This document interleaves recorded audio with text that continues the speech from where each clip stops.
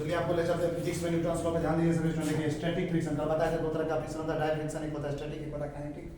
Static किसको बोलते हैं? It is the friction force which is effective before relative motion begins between two surfaces in contact. अगर मान लो दो सरफेस एक दूसरे के कांटेक्ट में है, दोनों के बीच में अगर मोशन स्टार्ट हुआ तो मोशन स्टार्ट होने से पहले, रिलेटिव मोशन स्टार्ट होने से पहले जो उसके बीच में फ्रिक्शन लगेगा उसी फ्रिक्शन को क्या बोलते हैं? Static friction.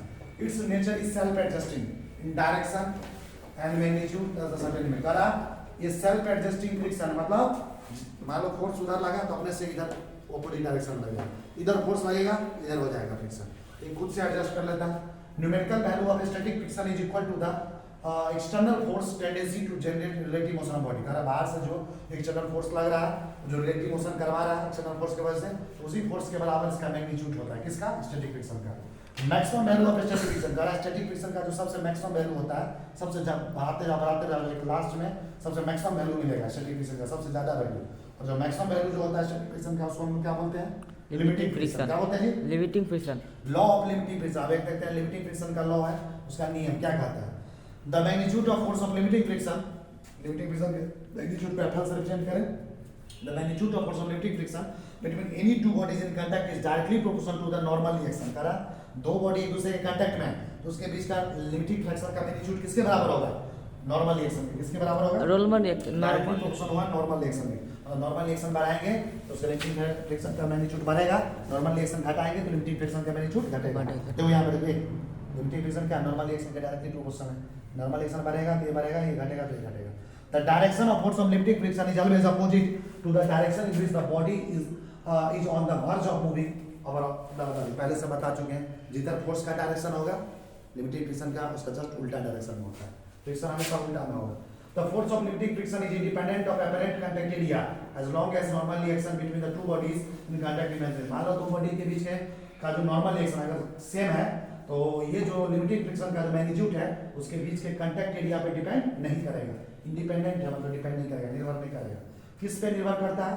Limiting friction between any two bodies in contact depends on the nature of material of the surfaces in contact and their roughness and suspension. करा जो दो बॉडी के बीच कांटेक्ट है ना, उसका किस मटेरियल का बना हुआ है वो सब्सटेंस, इस पे डिपेंड करता है लिमिटिंग फ्रिक्शन। और वो सरफेस जो है वो रफनेस है या स्मूथनेस है, रफ है या स्मूथ है, इस पे डिपेंड करेगा। हमको बताए थे जो भी रफ सरफेस होता है वहीं पे फ्रिक्शन काम करता है, स्मूथ सरफेस जैसे थाल कीचड़ वाला सरफेस पे क्या होता है? फ्रिक्शन काम ही नहीं करता है।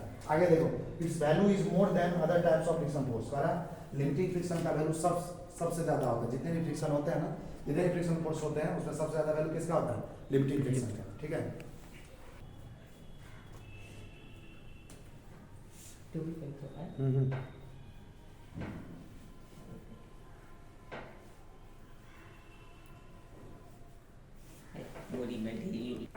इधर देखो अब लिखा है law of kinetic friction. Kinetic friction का कुछ लॉ है, नियम उसको देखते हैं। If the body is in relative motion, the friction opposing its relative motion is called dynamic friction और kinetic। करा अगर कोई बॉडी मोशन करा रिलेटिव मोशन करा तो उसको जो फ्रिक्शन फोर्स अपोज करेगा, रोकेगा उसके मोशन को, इस फ्रिक्शन को क्या बोलेंगे? डायनामिक फ्रिक्शन या kinetic friction. This is always slightly less than the limiting friction. अभी जो पढ़ा थे उससे पहले लिमिटिंग फ्रिक्शन उससे क्या होता है? कम होता है। मतलब काइनेटिक फ्रिक्शन का वैल्यू जो होता है लिमिटिंग फ्रिक्शन से क्या होता है? कम होता है।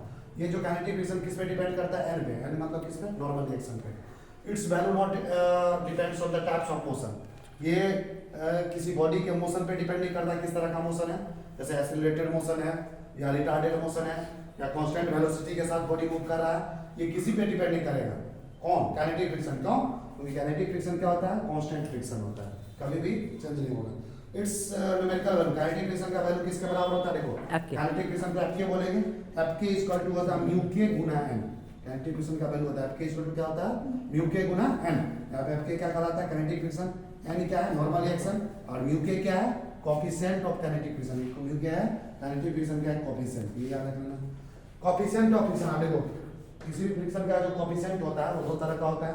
एक होता है स्टैटिक फ्रिक्शन कोएफिशिएंट जो स्टैटिक फ्रिक्शन में आता है, दूसरा होता है काइनेटिक फ्रिक्शन कोएफिशिएंट या स्टैटिक फ्रिक्शन कोएफिशिएंट जो काइनेटिक फ्रिक्शन में आता है। जैसे देखो Fk इक्वल टू म्यू के गुना n है ना, मुझे पूछेगा म्यू के किसके बराबर होगा? म्यू के इक्वल टू क्या होगा? Fk बटा है। म्यू के बराबर म्यू के इक्वल टू क्या होगा? Fk बटा है। जैसे देखो F है, लिमिटिंग फ्रिक्शन क्या होगा? म्यू s गुना n। तो म्यू s क्या होगा? लिमिटिंग फ्रिक्शन बटा नॉर्मल फ्रिक्शन। ये स्टैटिक फ्रिक्शन कोएफिशिएंट है। तो वैल्यू अब देखो यहाँ पे म्यू s आ गया स्टैटिक फ्रिक्शन कोएफिशिएंट, यहाँ पे म्यू के आ गया काइनेटिक फ्रिक्शन कोएफिशिएंट।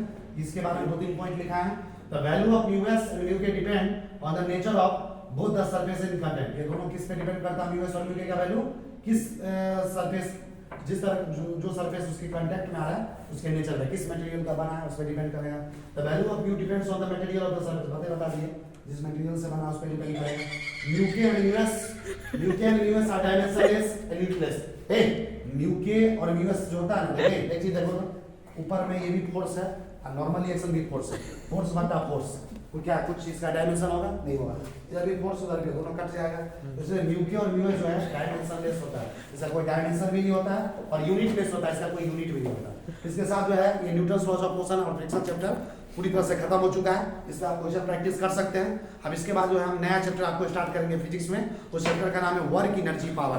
तो आपको नेक्स्ट लेक्चर में हम स्टार्ट करेंगे वर्क एनर्जी एंड पावर।